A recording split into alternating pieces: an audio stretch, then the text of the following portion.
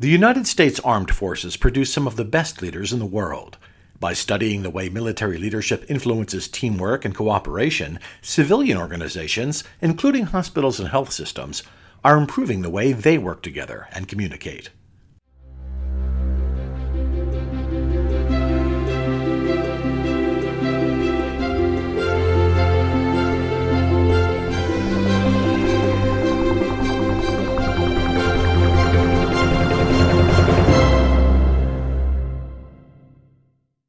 Welcome to Advancing Health, a podcast brought to you by the American Hospital Association. I'm Tom Hederle, Senior Writer for AHA. Major General Byron Hepburn is Associate Vice President and Director of the Military Health Institute at the University of Texas Health Science Center at San Antonio. He's a graduate of the U.S. Air Force Academy and previously served as the Deputy Surgeon General of the Air Force. In this podcast, he speaks with Elisa Arispacochaga, Vice President of the AHA's Physician Alliance, about lessons to be learned from military medicine about teams, teamwork, and communication. Welcome to another podcast in the American Hospital Association's ongoing series, where we focus on important issues facing clinician leaders.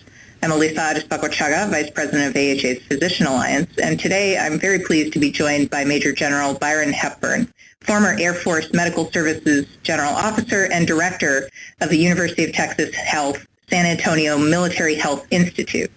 Today we're talking about lessons to be learned from military medicine on teams, teamwork, and communication.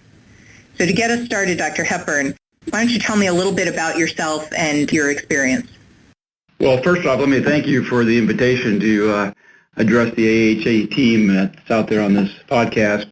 I had the good fortune of attending the Air Force Academy in Colorado, which is 4 years of intense leadership training.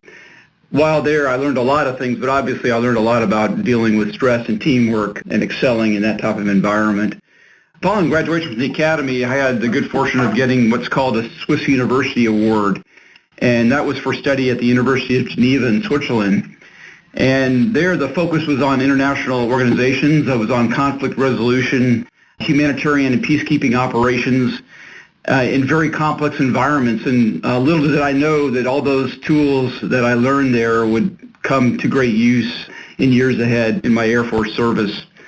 Following grad school, at the Air Force Academy, I'd always had the goal of being a pilot, but I also had a long-term goal of being a physician, and I was very lucky to be able to do both. And I started my Air Force career as a pilot, and because of my ultimate goal of being a physician, I had the good fortune of being selected to be an air evacuation pilot. Back in those days, we had a DC-9, a mid-range transport to move patients.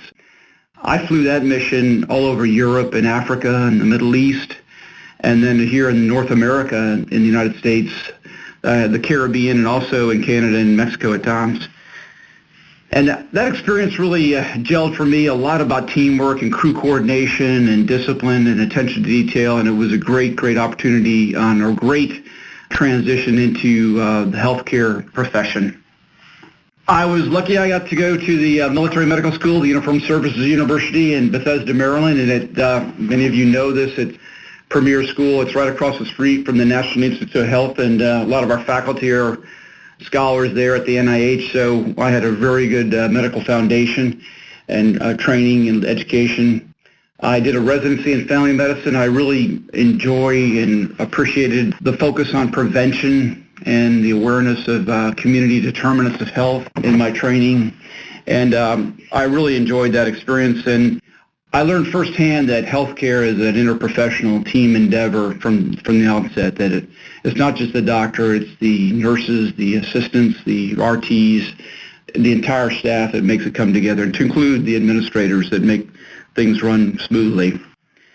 I was 27 years in the Air Force Medical Service as an officer and worked up through the ranks there, and I had many leadership opportunities, informal and formal, and I started leading clinics, small units, and then eventually moved to leading and actually being responsible for our major Air Force Medical Center in California.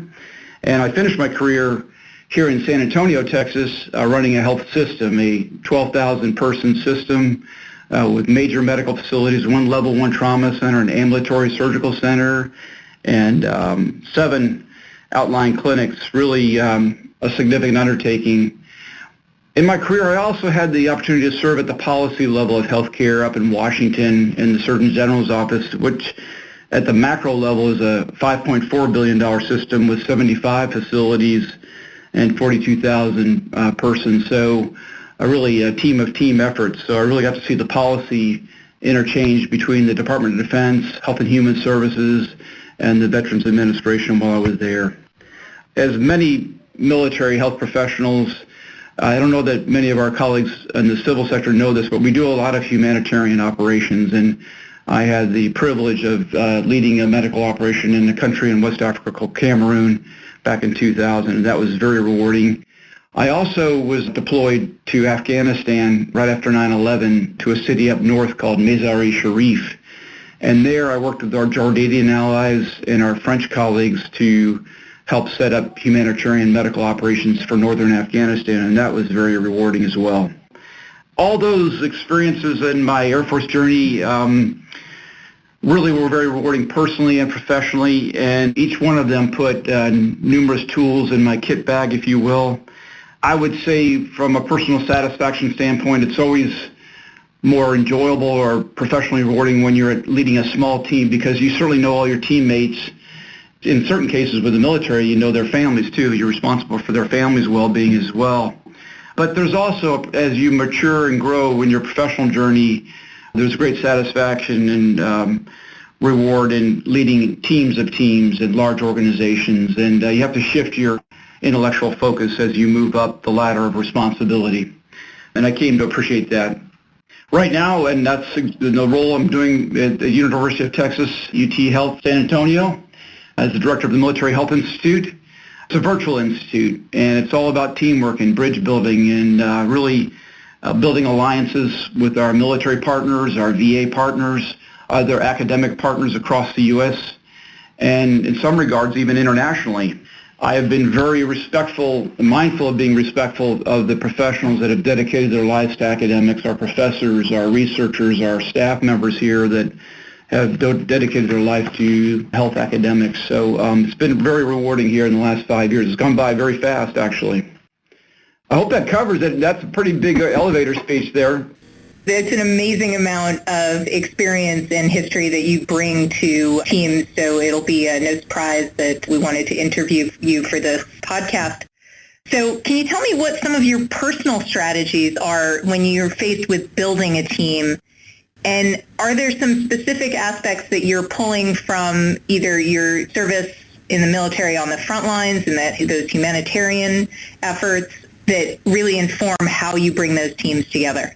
Certainly. During my 38 years in the Air Force, I held formal command responsibility 5 times, where you actually was the leader, a formal leader for an organization, which is a very significant responsibility for mission accomplishment and the care and professional development of your assigned team members and the wellness of their families. But, I would say in every assignment, you're taught this at the academy, you need to make sure that you're an integral team member and you're leading up as best you can. You're very respectful of the command authorities of those above you, but you're a proud professional and you're always offering opportunities for the organization to get better and stronger, and that's ingrained in all of us as officers to do that every day. I think I've encountered this a number of times where in the civil sector where I am now and proud to be, there's a mistaken notion that military commanders can just lead by dictating. And it's anything but that. Just as in any organization, you lead by living the core values, your values, the type of leader that you are, setting a tone and establishing a team ethos for that organization. And you can dictate maybe one time, in an acute situation, but you can't have sustained commitment and engagement unless you're a sincere, capable leader that's building a sense of teamwork. So that's really critical for any organization, whether you're wearing a uniform or a lab coat or a three-piece suit. So I know in all the courses I've been to on leadership and management, the Simon Sinek's book about getting to why, it's so important that you understand why you're doing what you're doing and your teammates do as well, and they're really invested in that. And The military calls that the commander's intent, where everybody on the team knows what the objectives are, where you're going, and how you're going to get there. It's so important to be clear about that. And that's great advice. The other thing is that most military missions and most missions in healthcare today are requirements are very complex, and they require the input of multiple professional disciplines. Be very careful. I would just caution everybody to be very careful about being blindsided and by encircling yourself with a core team that may not be diverse. You really need to make sure that you have different subject matter experts who are thinking differently than you, so you can come up to the best possible solution to these complex mission areas. And then once you've assembled the team, I think I've said it already, but you really need to make sure that the goals are very clear. And so are the subordinate objectives with those goals and before you move forward. And then you need to make sure that everybody that's on that team, they have a sense of being valued and respected. It's very demoralizing when a senior leader just localizes in on one or two teammates and forgets other people that are on the team. You need to make sure that everybody knows that their input is valued and respected. The other thing that we really stress in the military is having a no-blame culture, that you have the strength of character to go to your boss and tell him or her when you've made a mistake. And we all make mistakes. To err is human. We do that in health, unfortunately, every day. And so the only way you tackle those faults is by bringing them to the attention in a timely manner to leadership that might be able to affect some organizational change to make sure that it doesn't happen again. So that open, non-judgmental communication has to be there. And the military medicine, we really have teams across disciplines, and we have to. When we're deployed to Afghanistan or to Iraq, or even for a humanitarian response to a hurricane or something, we're in small teams that everybody has to be working together and really to be very comfortable about being agile and reinforcing one another. We work across services, Army, Navy, and Air Force, and we work across federal agencies, the VA, Department of State, Health and Human Services. Disaster response is a great example of that. And we work with civilian health systems, and we're doing that more and more, and I think I want to touch on that here in a few minutes. The other complexity is almost in every operation I've been on in the last 20-plus years, we do it with our international partners. And even in our university today, we have a significant international presence here at our university. Proud professionals from other countries that are working here with us to make sure we execute our mission and do our research, do our teaching, do our clinical care in a professional way. So all that teaming takes a lot of intellectual agility, and I think most importantly, it takes a lot of diplomacy. It doesn't do any good to blow up bridges. You need to build them. And when you're in that kind of tense environment, which we often are, make sure that you have that mindset that you're a team player and you're very comfortable with these diverse cultures. And that's when I say the term culture, I don't just mean international cultures. I mean there's a family medicine culture that's distinct from the orthopedic culture. You know what I'm talking about in healthcare. And so we have to be able to respect all those disciplines. I would like to touch on one thing, is that our military health system members are partnering more and more with our civilian health systems, and they have to. Fortunately, for most Army posts and bases in the Air Force or in the Navy, we don't have high acuity patients. In other words, we don't normally have a lot of gunshot wounds and trauma. We don't have the serious illnesses and infirmities of aging that we see in an urban environment here like in San Antonio. And so it's very important for our health professions to have those experiences before they go to a country like Afghanistan or Iraq. And so more and more we will see military teams rotating and or being what we call embedded in civilian health systems.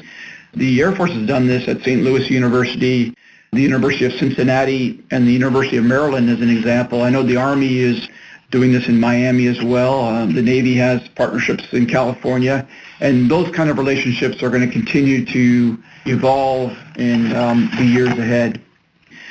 The last thing I would say as far as leadership is that, and this sounds trite, but it's not, it's very important that we all need to be agile and flexible, and that's easier said than done at times.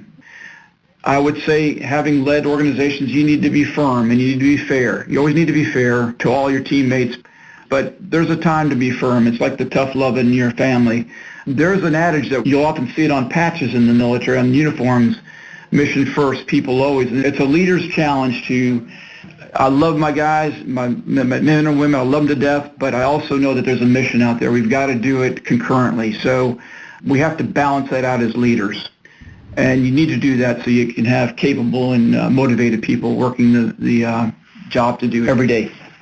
So you started to talk about this a little bit in terms of how you're taking some of the lessons and really blending the civilian medicine and military medicine and helping the military physicians and teams really get exposure through some of the civilian medicine opportunities. But how are you taking some of those team training lessons that you've built in the military medicine in terms of building those teams that you deploy and started through your work now translating that to the civilian medicine side?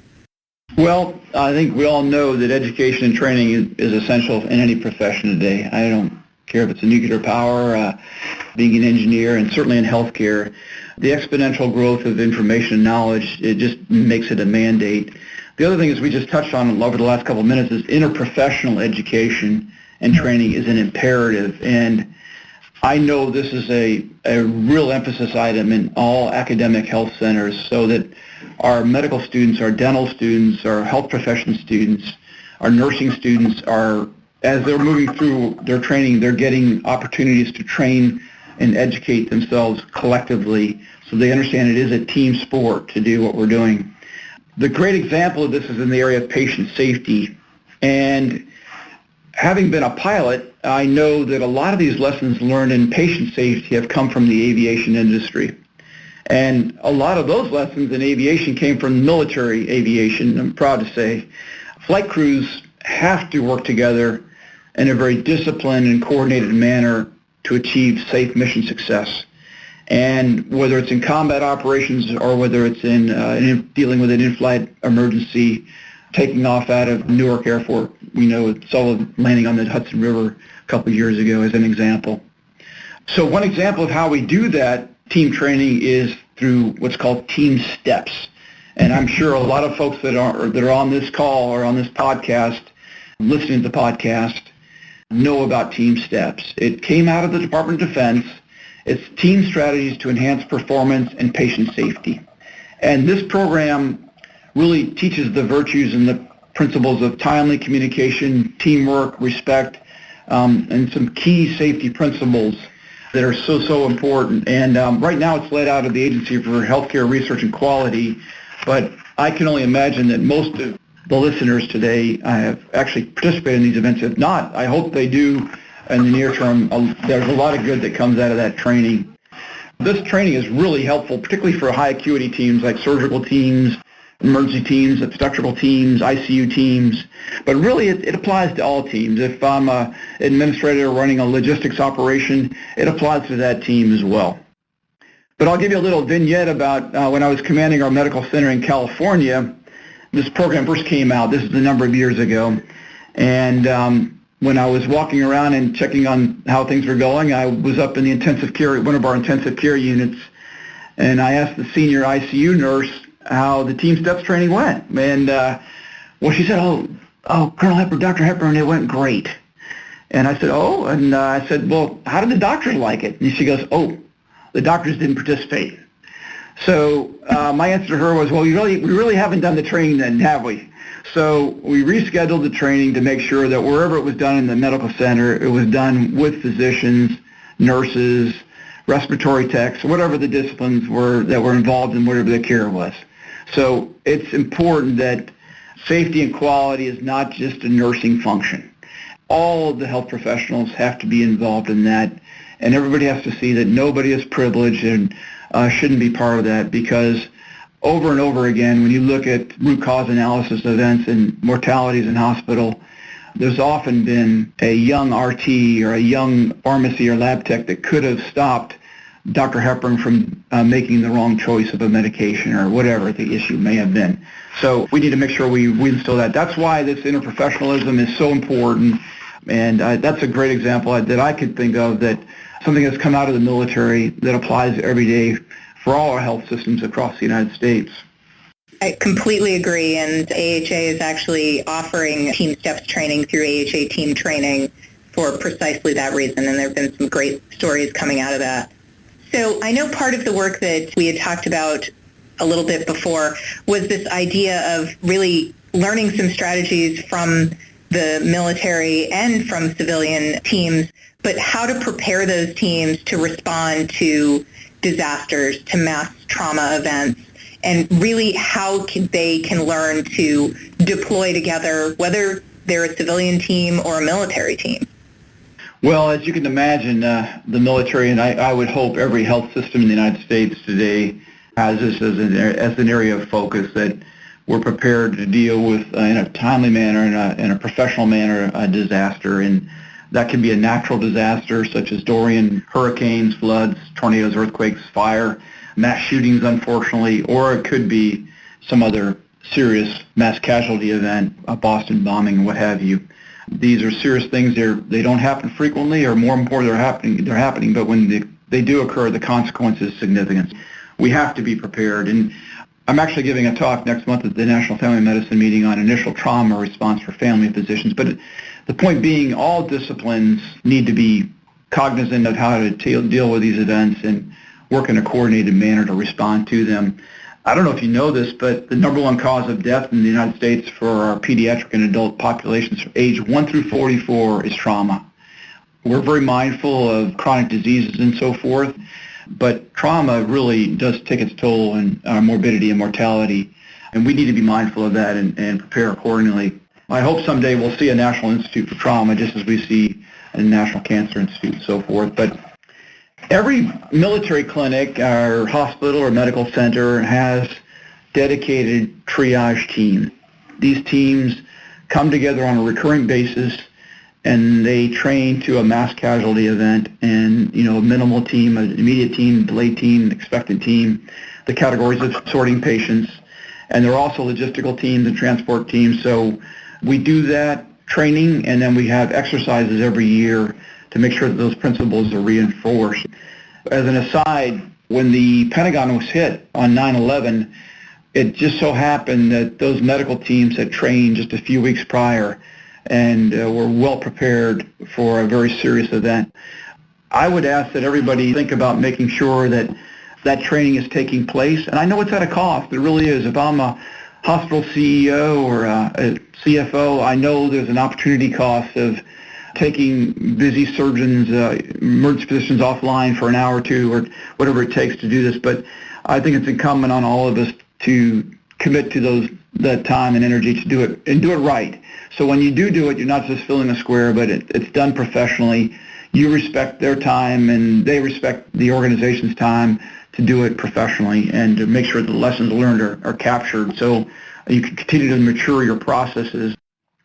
I know every urban area, San Antonio certainly does put a great emphasis on this, has regional disasters or mass cal training on a recurring basis, and working with our Emergency Operations Center to make sure all that care is coordinated in the whole of government approach.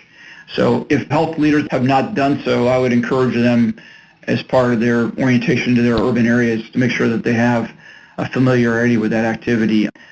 On a more tactical level, I would make sure that everybody on your team has had active shooter, active attacker training. I'm surprised how many people haven't taken that training. It can be done in a matter of hours from very straightforward points can be given, and it's so important. The other thing is there's another program out right now that's being led by the American College of Surgeons called Stop the Bleed, and it's how to stop for all of us, just as we've gone to basic life support for CPR training for all of us, how to use an AED. They now have this training so that we understand how to use tourniquets and stop bleeding. And this can be for a school teacher, this can be for the housekeeping staff. All of us need to understand those basic principles that will definitely save lives, no question. So those are opportunities both at the organizational level and then individually as well. Thank you. So tell us a little bit about the work that you've been doing now around bringing together both your history and knowledge from the military with the academic center you're now at. Well, here at UT Health San Antonio, Many of you know San Antonio has a rich aggregation of military medical assets. We touched on them a little bit earlier, but we also have a lot of military medical research happening here. The Institute of Surgical Research, the Burn Center is here, the Naval Medical Research Unit is here, the 59th Medical Wing, the Air Force research activity is down here. So there's a lot of synergy in research as well as education in the health space. And within our university, we have a fair amount of our faculty who are retired military, former military. I'm one of them, proud to say. And it's about 13%. It's probably doubled if you look at the spouses. But we're also co-located with the Audie Murphy VA, which is one of the premier VAs in the country. With the it's one of the polytrauma centers. So some of the most seriously injured wounded warriors are taken to San Antonio, and we're very honored to take care of those men and women. So we partner with the military at the undergraduate medical education level and the graduate medical education level in just about all our disciplines. It's an honor to do that. We even have enlisted the medical technicians rotate over at our county hospital, which is adjacent to Bexar County University Hospital System. So many of you may know this, but the National Defense Authorization Act in 2017 mandates that the military medical services look at academic medical centers across the U.S. to look at them for opportunities to embed or rotate medical teams to enhance their trauma experience and expertise. And I am confident that's going to happen more and more to include surgical, ICU, and emergency department teams. So as I mentioned a few minutes ago, that's happening elsewhere in the country, but you'll see it more and more in the years ahead. Wonderful. Really appreciate all your great thoughts. What advice would you leave our listeners with who are really looking to build and lead teams in their own organizations? What's the one thing that if you, say, went back in time and met your 25-year-old self, you'd say, be sure you do this? Well, I've got a couple thoughts there. You know, my last assignment was I had the honor of leading and establishing the San Antonio Military Health System here in San Antonio, which was basically a merger between two cultures, an Army and an Air Force medical service culture, into an integrated health system. And driving towards the aims that every civilian health system has in the United States: better health, better care, better value, the triple aim. And the system is really comprised of a Level 1 trauma center, an AMSURG center, and 7 outlying clinics, and 12,000 personnel. It really was a daily leadership opportunity, as we say at the Air Force Academy. There were those that were strong supporters. There was a good number that were proud professionals that were executing the mission, and there were those that were opposed. And that's change theory, you know. But I'm very pleased to see that over the last 8 years, to include the last 5 years since I've been a professor, see the system continue to flourish. I would say that to do that integration, to make that happen, we talked a little bit about it, but you need to respect the different cultures and the heritage of each partnering, each merge. And so those that have done mergers and acquisitions, you need to make sure that when you're bringing these diverse teams together, you respect their heritage and culture and never denigrate that, but come to something, agreement to move forward, something even greater, the sum of the parts being greater than the whole. Again, I'll re-foot stomp that being very clear about your mission, your purpose, getting to why, being flexible. And we also instill this principle of VUCA in military medical and leaders. And I don't know if you've heard of that acronym, but it means that to be a leader today, you have to be very comfortable leading in a volatile, an uncertain, and a complex and an ambiguous environment. And it's so true. There is so much uncertainty in the finances of healthcare today, which way it's going to go. Is it fee-for-service? Is it value-based? The explosion of medical knowledge. A leader has to be able to navigate out that. You need to know also how to lead the change. And, we have a lot of training, like oftentimes we'll use Cotter from Harvard, 8-step principle of change management, but there are other ones out there. If you're leading change management, make sure you take some of those tenets and put them in your toolkit. The communication we talked about earlier is so important, and listening to those subject matter experts that you may not know anything about. For example, I'm not an IT expert. I have the utmost respect for those folks, but I have to be very mindful of how they're going to provide us the data and the information to make informed decisions in the years ahead. And We talked about it, but make sure that you realize that your team is not operating in a vacuum, that you nurture and you build on support from these entities that are out there that are supporting your mission. They may not be on your team directly, but you've got to build those bridges with those supporting entities, and we certainly do that in the military with our civilian health systems. Be sure to be realistic with your team members. Don't ever sugarcoat anything on the challenges they're facing, but you've got to really work hard to keep a positive outlook. You must guard against being jaded and cynical, and you've got to embrace your daily leadership opportunities. Work with your team every day to provide the resources they need to be successful. I would also close with just saying that, get out and do what we used to call management by walking around, and particularly on holidays and during all shifts, during the day, at night, swing shifts. Make sure that your teammates are seeing you and that you're actively listening to them and taking mental and written notes. In fact, I remember this, actually there's a book about it. It says, never eat alone. Make sure you don't isolate yourself in your office, even though there's times, and I'm guilty as charged, where I'm just swamped with meetings and I stay in my office and eat a sandwich real quickly, but make sure that's the exception, not the rule, that you're getting out of the executive dining room, if you will, and getting down there, and you will learn so much from your other students, your staff members, your other professionals, and actually it should be a joy too. Hopefully there'll be a lot of professional satisfaction in that, and it'll go a long way, I'll tell you. I've had a number of people tell me years later they really appreciated me coming by the emergency room at 2 in the morning or whatever on Christmas, and being appreciative of that type of active engagement. And I would just close with this, that make sure that you do take care of yourself and your family, and you've got to be a role model of balance and health, and you've got to be modeling the behavior that we're all striving for as health leaders. So hopefully, and you're enjoying the journey every day. Life's too short not to. Wonderful. Thank you so much for sharing all your great experience with our podcast. I think we all aspire to be a leader as you described. So I very much appreciate you joining us. No, it's my pleasure. And let me know if there's anything I can do to help you or your colleagues in the future. We wish you every success. Thank you. Thank you so much.